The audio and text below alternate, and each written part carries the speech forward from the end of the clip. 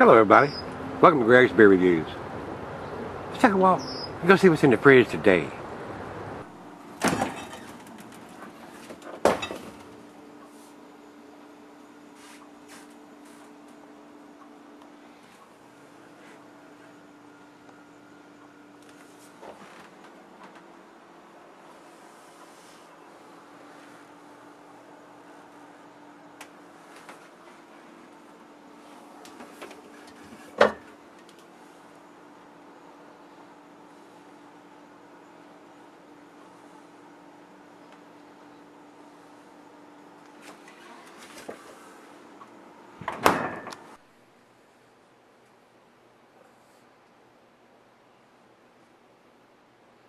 Hey everybody, thanks for stopping by Gregsbeerreviews today. Today's beer comes from Firestone Walker.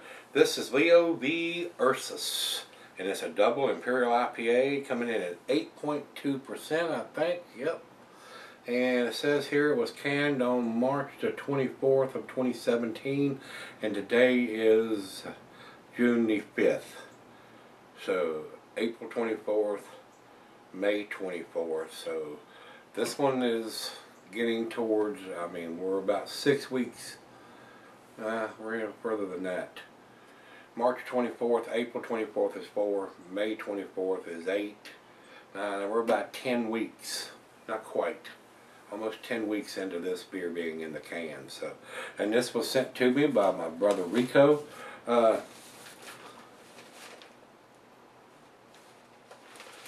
Pretty sure this one was in the last beer mail package.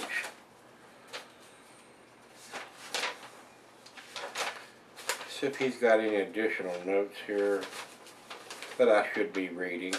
And guys, I will tell you, the reason I am doing this beer right now, I'm about a week, maybe even 2 out on the beer reviews. But something happened the other day that kind of chapped my ass a little bit, as I say a lot. It is come to light that RateBeer has been partially bought out by AB InBev, or an arm of AB InBev. I kind of find that very disturbing. This is a craft beer, and I'm going to apologize right up front to you. This video may run a little long because I have something I got to say about that. I just noticed today that Sam County owned the owner of Dogfish Head Brewery just asked RateBeer to take all their beers off their site. So I found that very interesting that he felt that way. I didn't want to feel like a beer snob or anything, but that kind of, like I said, it kind of chaps my ass a little bit. This is supposed to be craft beer, and here they buy everything they can get their freaking little hands on. They bought up all the breweries, and it's still not over with, guys. You're probably still going to see them buying up breweries.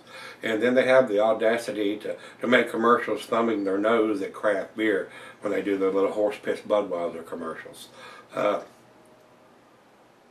With them being involved in an independent craft beer forum where people are writing reviews about different beers, what influence is that going to have on that site? Is Budweiser going to become a 100 beer now because they have some kind of influence going on there? So I'm about a week or so out on the videos, but I felt compelled. I jerked this out of the fridge, and I'm going to supplement this and move the numbers up and stick this one in there so I can post it ASAP, guys. I'm not going to be using RateBeer anymore. If you guys have an alternate site other than Beer Advocate or Untapped that's worthy of going to and getting information from, you may post that in the suggestions. Otherwise, I'm probably just going to be using Beer Advocate and Untapped from here on out. RateBeer is not going to be used. Now, after you see this, you're still going to see some. Like I said, I'm about a week or 2 ahead on the beer reviews, and I've used RateBeer on all those videos. I'm not going to go back and re-edit any of that out. It's going to be what it is. But once those videos have played through and been posted, you will not see me using RateBeer, and you're not going to see me using RateBeer on that, because as far as I'm concerned, RateBeer has just sealed their coffin. there's going to be a lot of people like Sam at Dogfish Head that's probably going to be doing the same thing. When AB InBev buys these craft beer breweries out, it leaves a sour taste in a lot of people's mouth because they have sold out.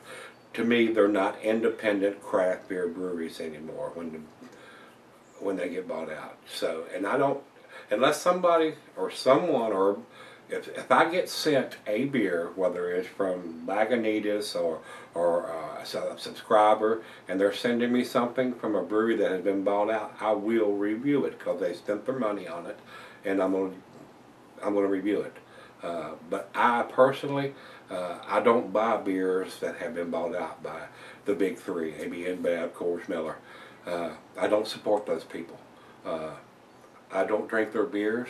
I don't support them, and I'm very unhappy about the way they are buying up all these craft beer breweries. Money talks, and bull walks. So it's hard to refuse when it comes flashing all these dollars in front of the smaller breweries, and they're thinking it's going to help their distribution and maybe buy more equipment and all that. And it may be so, guys, but I'm not supporting them. I don't purchase their products, and I don't purchase craft beers that have been bought out by them. Whether they got 10%, 50%, 100%, whatever the buy is, it doesn't matter to me. They have a hand in that. And a lot of people say, well, you're just a snob. So be it.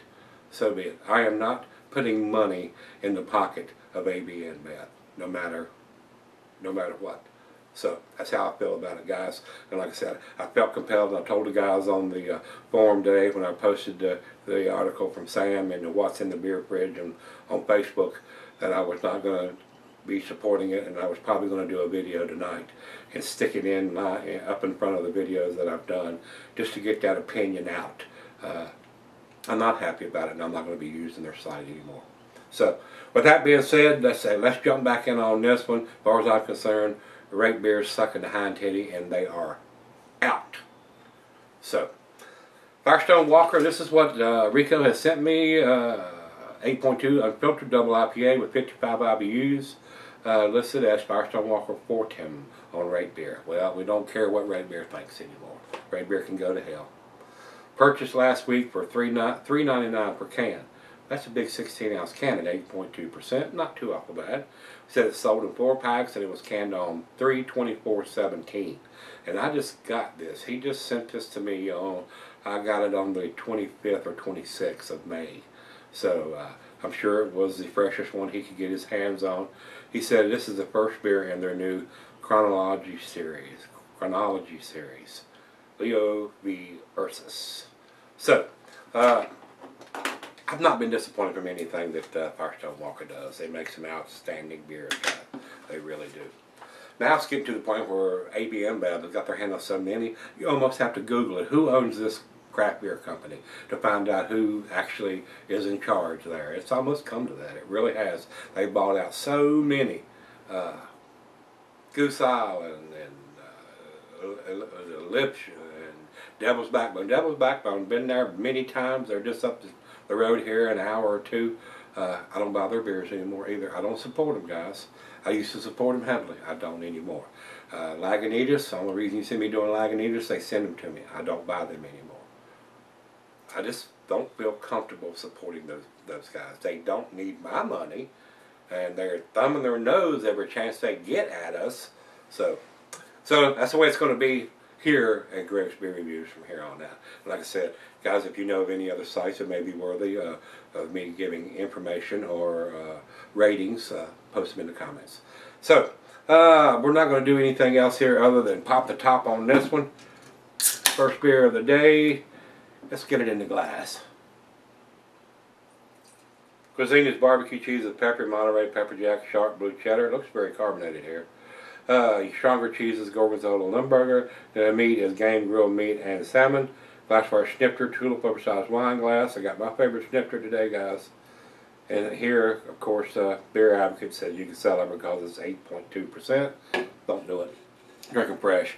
And and I would like to have fresh in this, but beggars can't be choosy. This is what Rico sent me, and I'm sure it was the freshest one he could get his hands on.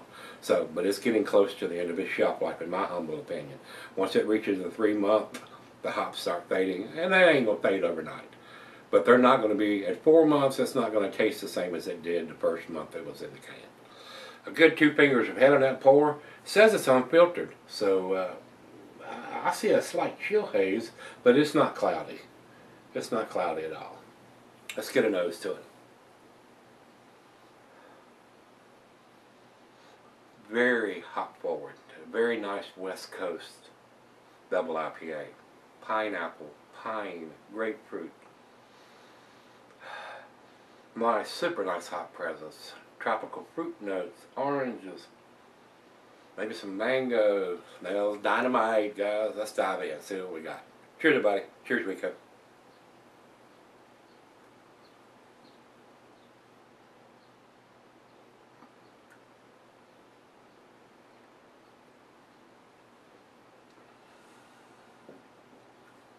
Alcohol is super well hidden. Excellent, excellent, well-made beer. It doesn't taste too bitter. Nice sweetness from the malt. Very balanced, very easy drinking for an 8.2%. So, let me try to get the rest of this in there before I go off camera. And see if it clouds it up any more than what it was. If there's anything settled to the bottom of the can. Yeah, a little bit of cloudiness coming out of the bottom. So it has settled a little bit in the 10 weeks it's been in the can. A little bit of pulpiness in the bottom, if you will. And yes, that did cloud it up considerably. So we had some settling already. So until you get to the last bit, it's either in the bottles or the cans, that is quite cloudy now, guys. That does look like an unfiltered beer now. So, well, let me take it back and let her have a sip, 2 or 3. Carbonation is pretty damn good on this beer. And we'll sip on it for just a little bit and come back. Hopefully this thing isn't going to be a 30-minute video, 20-minute video. I hope not. I'll be right back. Alright guys, I'm back. It's got just a little left here. Awesome lacing is left with the carbonation on this beer, covering the whole glass on top of it. Guys, this is a very tasty West Coast style beer. Very nice hop profile. But just like a lot of other breweries have done, they've gone to a best buy date. No, they haven't. Excuse me. I'm sorry. It does have a canned on date. I'm sorry. 3/24/17. I take that back. I thought there was a best before date on it. Short-term memory loss. What happens when you get old? It does have a canned on date. I find this very refreshing. It's very tasty. It's got a super nice hop profile. I do think it's an A beer, guys. I would buy this beer here since it does have a canned on date on it. This was the freshest one that evidently Rico could get his hands on. The beer distribution in this state's horrible. Evidently it was the last time they had brewed this beer and he'd just seen it or just picked it up when he did see it. It is what it is, guys. I have that same problem buying beers here that are 2.5 to 3 months old before I see them in the grocery store. So, final chug.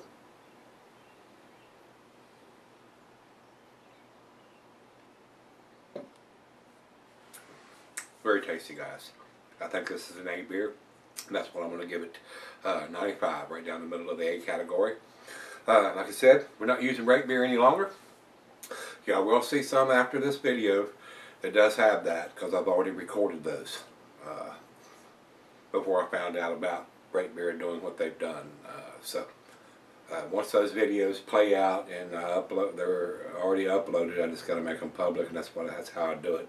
I spent the entire day yesterday uploading videos that I had recorded over the previous week or so, and that takes up the whole day doing that. So, and I apologize because I don't post a lot of comments on beer. When people comment, if they ask me a question, I'll try to answer that. But usually I just thumbs up their comments because I don't have time during the week with working 10 to 12 hours a day at the gun store, and then coming home and trying to do a couple beer reviews, and then spending the whole day on Sunday uploading those reviews. So it's going to come to a point where I'm not going to have time to do that. Summer's here. I'm going to try to ride my motorcycle a little bit some, guys. So I'd say within the next week or so, unless I get a massive beer mail package somewhere, we're going to cut back from 2 a day back down to 1 a day, and then we may even dwindle off to maybe a couple a week, or maybe even just 1 a week once we get to August or so.